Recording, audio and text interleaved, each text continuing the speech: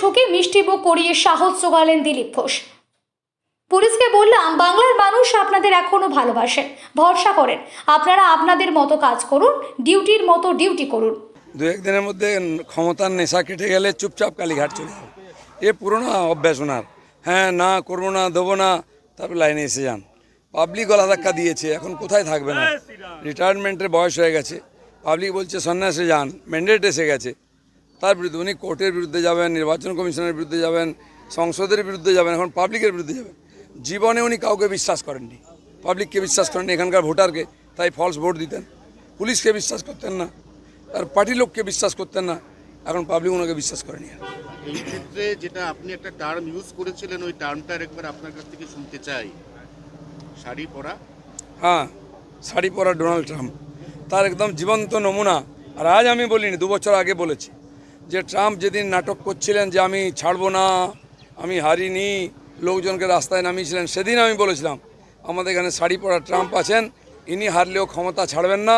দেখুন সেটা ঠিক হয়েছে, আর ওনার মতো ইনাকেও জিতে হবে। 4 জনের নাম মুখ্যমন্ত্রী হিসেবে তীব্র জল্পনায় উঠে আসছে, তার মধ্যে আপনার নামটা আছে। যতক্ষণ না হচ্ছে আপনার নামটাও ঢুকিয়ে দিন, কিচ্ছু করেন না, জল্পনা করতে কি আছে, লটারি করব। দাদা, নাজার থানার ওসি সহ অনেকেই বলছে যেভাবে পোস্টপোল ভায়োলেন্স হচ্ছে, পুলিশ কার্যত পুলিশও আক্রান্ত হচ্ছে।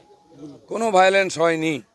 আমি খড়গপুরে বলতে পারি, টিএমসির লোকেরা টিএমসির অফিস ভাঙছে, দখল করছে, মারছে।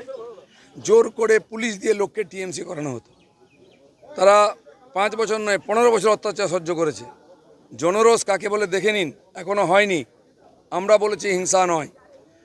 কথায় কথায় টিএমসির নেতারা কুণাল ঘোষ, ববি হাকিম বলতে এটা জনরোষ, আমাদের লোক মার খেলে।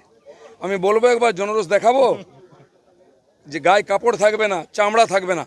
সেই জন্য সাবধান থাকুন। আপনার খোকাবাবু যে ডায়লগ দিয়েছে, 4 তারিখের পরে কোন দিল্লির বাপ দেখে নেবে, তোর বাপ কোথায়, তোদেরকে কে দেখবে, তোদের তো বাপই ছিল না কোনোদিন, মাই ছিল খালি। বড় কথা বলিস, বিজেপি বলে বেঁচে আছো, নাহলে সব গাছে টাঙা হতো। এখন আমি বলছি আমাদের কর্মীদেরকে ছাগলদের মেরে বদনাম হয়েও না, ছুঁচো মেরো না, মারলে বাঘ মেরো, সিংহ মেরো, দিলীপ ঘোষের মতো। আচ্ছা, মমতা বন্দ্যোপাধ্যায়, অভিষেক বন্দ্যোপাধ্যায়ের বাড়ির সামনে থেকে সমস্ত পুলিশ, অতিরিক্ত সমস্ত গার্ডরেল সবকিছু রিমুভড, সরিয়ে নেওয়া হলো। দিল্লির বঙ্গভবনে 42 জন পুলিশ ছিল, 72 জন বসে বসে খেত, আর এখানকার পেটি পেটি টাকা যেত গাড়ি করে, ট্রেনে করে, সেগুলো জজ থেকে আরম্ভ করে সবাইকে দেওয়া হতো। সব তথ্য আমার কাছে আছে। কোনো পাবলিককে, বাংলার লোককে ওখানে রুম দেওয়া হতো না, আমাদেরও দেওয়া হতো না, এমপিদের মেলেদেরকে, তাদেরকে লাত মেরে তাড়ানো হয়েছে। আর এখানে কালীঘাটের যে রাস্তা, হরিশ মুখার্জি রোড, এতদিন বন্ধ ছিল, সেটা খুলে গেছে। এরকম পশ্চিমবাংলায় কোনো ব্যারিকেড থাকবে না, কারোর সামনে, সব খুলে দেওয়া হবে।